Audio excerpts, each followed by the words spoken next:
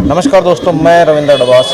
शशि यादव जी हमारे साथ युवा मोर्चा के अध्यक्ष हैं बीजेपी से। जैसे कि आपने होर्डिंग देख लिया होगा, इन्होंने एक मुहिम की है। आज इन्होंने युवाओं का पूरा एक झुंड इकट्ठा किया है। अब ये देखते हैं ये झुंड सेना कब बनती है। गांव के युवा हैं, उनको पता होना चाहिए कि उस गांव का इतिहास क्या है, उस गांव के संस्कार क्या है। उन संस्कार से जुड़कर वो अपने असली जो मूल चरित्र है गांव का, उसको अपने आप में आत्मसात करें। ज़्यादातर देखते हैं कि युवा इतने एक्टिव है नहीं। आप शायद ये कमी पकड़ चुके हो, युवाओं को एक्टिव कैसे करवाओगे? जो गांव का पिछड़ापन आप पूरी दिल्ली के अंदर देख रहे हैं, आपने बिल्कुल अच्छा सर्वे किया, वो उसका कारण रहा। इन युवा चौपालों के का हेतु ही यही है कि उन गाँव के युवाओं को उनके शक्ति का बोध कराना। हमने बताया कि कैसे ये गांव के युवा देश का सबसे बड़ा छात्र चुनाव एक दिन में पलट देते हैं। उस पूरी 2 बेल्टों को एक करके फिर से उसको दिल्ली के चुनाव की तरफ लेके जाना, उसको उनकी शक्ति का ही बोध कराना है हमें। हमने फतेहपुर गांव का, फतेहपुर रसोल्ला का उदाहरण दिया, हमने गाजीपुर का उदाहरण दिया, सभापुर का दिया, बाकरगढ़ का दिया। ये उदाहरण ही इसलिए है कि आपके अंदर शक्ति है, आप अपनी उस शक्ति को पहचानिए और अपने गांव की प्रगति के लिए और क्षेत्र की प्रगति के लिए उस शक्ति का उपयोग करिए। युवाओं को सिर्फ पार्टी में झंडे उठाने के लिए या जय बोलने के लिए ऐसे ही रखोगे, या इनकी शिक्षा का और इनकी एनर्जी का सही इस्तेमाल भी करोगे? आपने 2 चीज़ें कही, पार्टी के अंदर झंडे उठाना और जय बोलना। पार्टी राजनीतिक क्षेत्र में युवाओं को आगे आना चाहिए, ना तो युवाओं की समस्याओं को रखेगा कौन।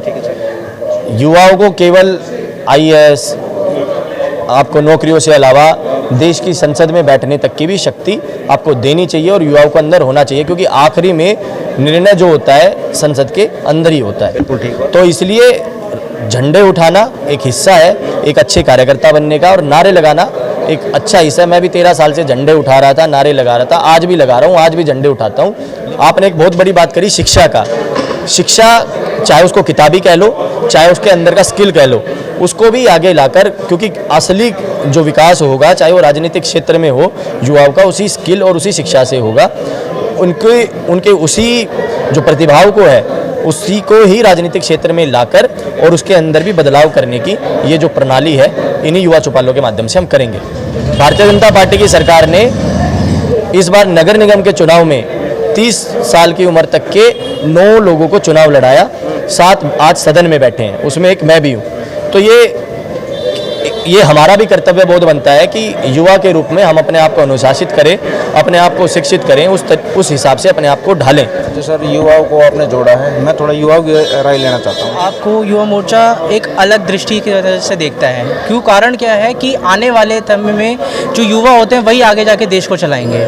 अगर हमारी दृष्टि जो है वो अगर अलग नहीं होगी तो हमारा देश जो है वो अलग नहीं बन पाएगा आगे जाके। तो ये दृष्टि से जो भाई ने ये स्टेप उठाया है, मैं उसका पूरा समर्थन करता हूँ इस चीज़ पर। तो हम युवाओं से जब मिले तो एक बात कहते हैं, यार हमको राजनीति से कोई लेना देना नहीं, लेकिन यहाँ पे राजनेता खुद आपके सपोर्ट में आ रहे हैं, आपको सामने कर रहे हैं, तो कैसा महसूस हो रहा है और क्या क्या ऐसे टारगेट होने चाहिए जो अचीव करोगे? अब मेरे को ऐसा लगता है कि युवाओं को आगे आने वाले टाइम में बहुत ज़्यादा मौके मिलने वाले हैं, और आगे आने का एक ये रहता है ना कि हमारे जब वरिष्ठ होते हैं, हमें स्टार्टिंग से बोला जाता है गाँव में भी कि जब बड़े हों तो छोटों को नहीं बोलना चाहिए, लेकिन भूमिका कहीं ना कहीं सारे युवाओं की ज़्यादातर रहती है। किसी भी आप फंक्शन में देखोगे, किसी त्यौहार में देखोगे या किसी भी फील्ड में देखोगे तो युवाओं की एक अलग भूमिका होती है। लेकिन अब ऐसा लग रहा है कि हमें हमारे काम के लिए प्रोत्साहित किया जा रहा है, और आगे आने वाले टाइम में बहुत सारे मौके मिलेंगे ताकि हम और अच्छे से काम कर सकें। ऐसी समस्याएं बताओगे जो युवा या आप चाहते हो कि पार्टियों से, सरकारों से ये दूर करें, ये समस्या है भाई हमारी, ये दूर करो,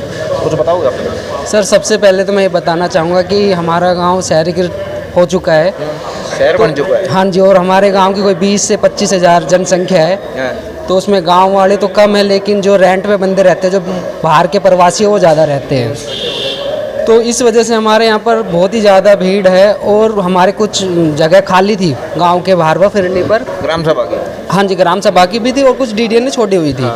लेकिन DDA ने वो आकर ऑक्शन कर दी है, तो जिसमें हमारे बच्चे खेलते थे, गाँव के काम नहीं आ रही जमीन। हाँ, वो अब गाँव के काम नहीं आ रही, उसमें प्लॉटिंग हो रही है, और वो हमारी बहुत ही ज़्यादा ज़रूरत थी। क्योंकि बाहर हम खेलने जाते हैं तो बड़ी है दृष्टि से देखते हैं, गांव वालों को पूछते कहाँ से हो। हमारे गांव में से कम 10 से 12 बंदे नेशनल वॉलीबॉल खेल चुके हैं, और एक इंटरनेशनल खिलाड़ी भी रहे, ताराचंद सैनी, वो इंटरनेशनल खिलाड़ी रहे हैं। तो हम भी चाहेंगे कि हमारे बच्चे खेले और आगे बढ़े वॉलीबॉल में। दूसरी सर हमारे लिए प्रॉपर्टी टैक्स के लिए थी। तो अब वो रेजिडेंशियल पे भी लग रहा है, लेकिन हमारा जो कमर्शियल है वो अब उसके लिए भी नोटिस भेज रहे हैं, जो और जबकि ये कहा है कि कमर्शियल का जो किराया होता है गोदाम का वो बहुत कम है, तो गोदाम पर भी वही किराया लग रहा है। कितना टैक्स का नोटिस आता है? सर अभी तो पुराना 2004 से आ रहा है, कितना है? किसी का लाखों में आ रहा है, तो वो अब एग्जैक्ट नहीं पता। लेकिन अभी कुछ दिन पहले लोगों की दुकानें सील कर दी थी, तो उनका मीटर के उससे करा के उन्होंने ओपन कर दिया है उसको, लेकिन हम फिर भी चाहेंगे कि वो कम करा जाए। हमारे लिए एक ज़मीन दी हुई है उन्होंने, लेकिन वो कम्युनिटी सेंटर इतना छोटा है कि उसमें 100 आदमी से ऊपर फंक्शन नहीं हो सकता। सेंटर के क्या हालचाल है? वो ऐसे ही पड़ा है 10, मतलब जब से वो बना है तो शायद उसमें एक ही फंक्शन हुआ, वो बंद है। जी, हमारे यहाँ गांव में एक गली है, वो गांव वालों की है वो जगह पूरी। वहाँ पे ना पानी नहीं पहुँचता प्योर, और वहाँ से ना बच्चे बीमार भी हो चुके हैं, एक जना मर भी गया, बच्चा ही था वो भी, वही पानी पी के। तो युवाओं को किस तरह आप इनकी एनर्जी और इनकी शिक्षा किस तरह इस्तेमाल करोगे सही तरीके से, ताकि समाज और आगे जाए? गांव का और हमारे क्षेत्र का रोहिणी का जो युवा है, तो इस तरह की मीटिंगें अक्सर यहाँ चलती रहती हैं। आज पहली बार नहीं हुई है, ये महीने 2 महीने में हमेशा चलती रहती हैं।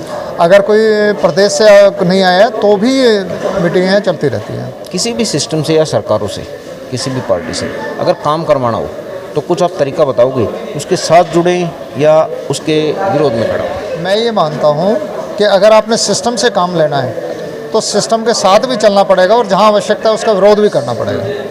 बिल्कुल, हाँ, एक संतुलन आपको बना के चलना पड़ेगा। अगर आप संतुलन नहीं बनाते हैं तो खाली विरोध से भी काम नहीं होगा, क्योंकि काम तो उसी एग्जीक्यूटिव बॉडी ने काम करना है ना, जिसने काम करना है उसके साथ आपके संपर्क अच्छे नहीं है तो आप कैसे काम कराएंगे। लेकिन जहाँ आवश्यकता है वहाँ आपको शक्ति दिखाने की भी आवश्यकता है। लेकिन ऐसे सामाजिक सिस्टम के लिए युवा इकट्ठे होते नहीं, ऐसा आपने क्या किया कि युवा इकट्ठे हुए? तो एक लंबे समय से मैं जो काम कर रहा हूँ उसके कारण से लोगों का एक विश्वास है कि भाई काम करते हैं, लोगों के लिए काम हुए हैं, ऐसे ऐसे काम हुए हैं कि जहाँ जिन दूसरे गाँव में नहीं हो पा रहे हैं वो हम लोग यहाँ करवा पा रहे हैं। तो एक विश्वास लोगों का बनता है, विश्वास जुड़ता है, जब विश्वास बनता है तो लोग जुड़ते हैं। तो युवाओं का भरोसा जीतना पड़ेगा पहले। बिल्कुल, आपको अगर किसी चलो नरेश जी, बहुत धन्यवाद आपका टाइम देने के लिए। सर नरेश राव जी वो हैं जो property tax, MCD property tax की मेन जो कोर कमेटी है उसके सदस्य हैं, और उसको ही आगे लेके जा रहे हैं। कई मीटिंग हुई है इनकी, लेकिन बात वहाँ तक पहुँची नहीं है, लेकिन वहाँ तक पहुँचाने का भरोसा दे रहे हैं ये। और जो भी प्रॉपर्टी टैक्स से तंग आ चुके हैं दिल्ली के निवासी, वो नरेश राव की तरफ बड़ी आशा से देख रहे हैं। तो सर, प्रॉपर्टी टैक्स आपको आगे जो मीटिंग होगी आप हमको बताएंगे और हम उसके पीछे ज़रूर फॉलो करेंगे। नमस्कार सर।